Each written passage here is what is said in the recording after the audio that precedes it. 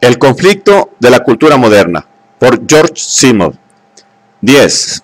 2. El concepto de la vida, desde hace decenios dominante en la interpretación filosófica del mundo, es como una fase anterior de esta situación, hoy claramente visible.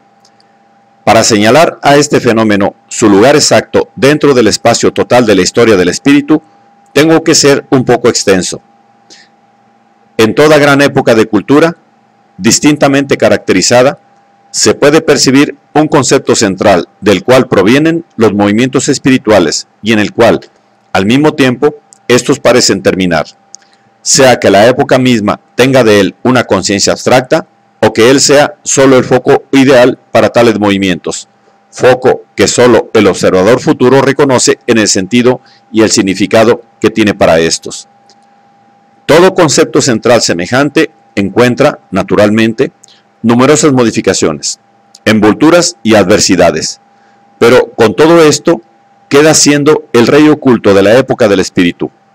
Para cada uno, él está allí, y esto hace hallable su lugar, donde el ser supremo, lo absoluto y metafísico de la realidad, coincide con el valor supremo, con la exigencia absoluta de nosotros mismos y del mundo. Es verdad que en esto existe una contradicción lógica. Lo que es por sí la realidad más incondicionada no necesita ser absolutamente realizado. Del ser más indudable no se puede decir, claro está, de que deba llegar a serlo. Pero las concepciones del mundo, en sus últimas y más elevadas expresiones, no reparan en esta dificultad conceptual, y justamente donde éstas incurren en dicha contradicción, donde las series, por lo demás recíprocamente extrañas, del ser y del deber se encuentran, se puede, en lo que se refiere a estos, estar seguro de haber alcanzado un verdadero punto central en la concepción del mundo. Solo quiero hacer notar brevemente aquí lo que considero, para grandes épocas, un concepto central. En la época clásica griega, este era la idea del ser único, sustancial y divino, que no era algo panteísticamente informe, sino que se manifestaba en formas plásticas, plenas de sentido y a las cuales debía condicionar.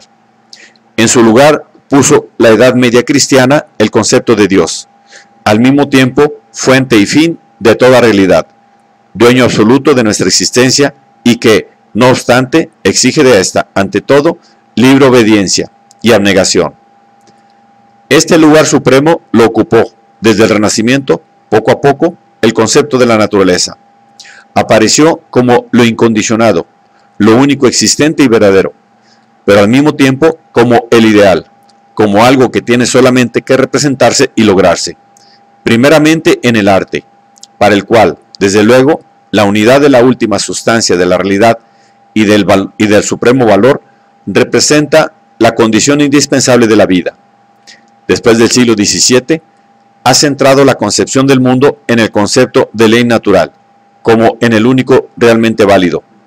Y el siglo de Rousseau ha construido, por encima de este concepto, la naturaleza como ideal, como valor absoluto, como anhelo y exigencia. Conjuntamente se renueva, al fin de esta época, el yo, la personalidad espiritual, como concepto central.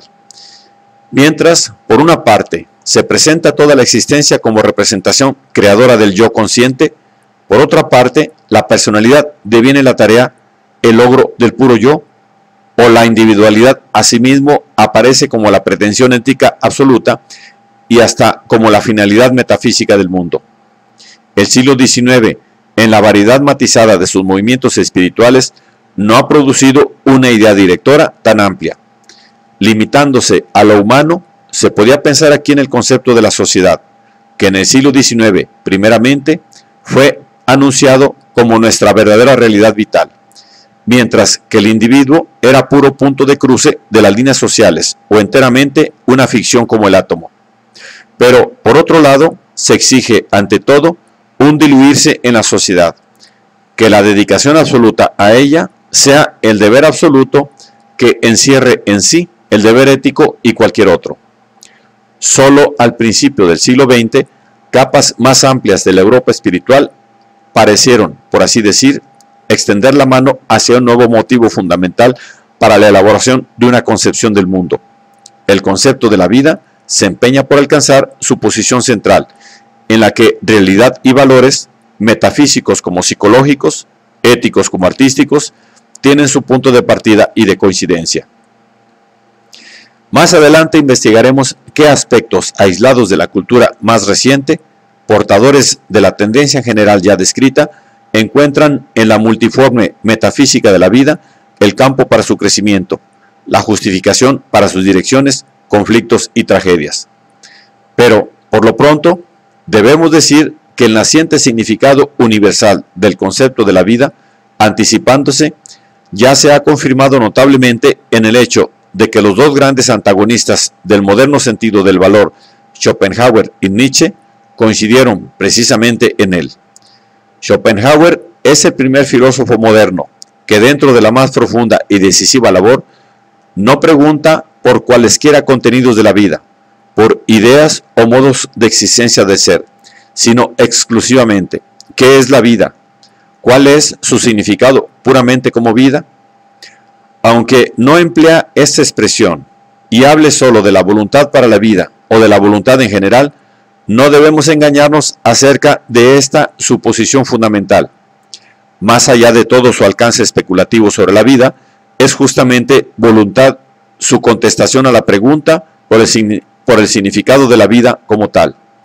Y esta indica que la vida no puede lograr ningún sentido ni fin fuera de sí misma, porque siempre se encuentra con su propia voluntad, en mil formas ocultas, justamente porque la vida, conforme a su realidad metafísica, únicamente persiste en sí misma, puede encontrar en cada finalidad aparente solo desengaño e ilusiones infinitamente pujantes.